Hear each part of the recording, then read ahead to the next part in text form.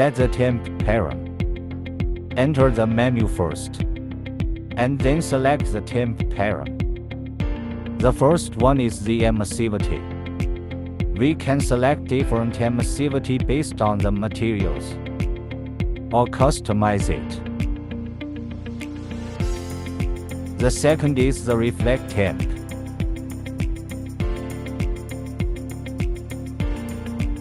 Then the atmos temp.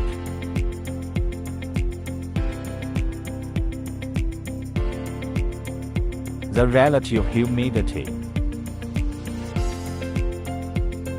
The next is the target distance.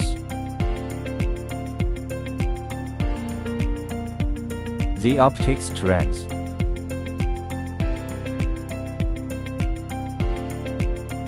And the dew point.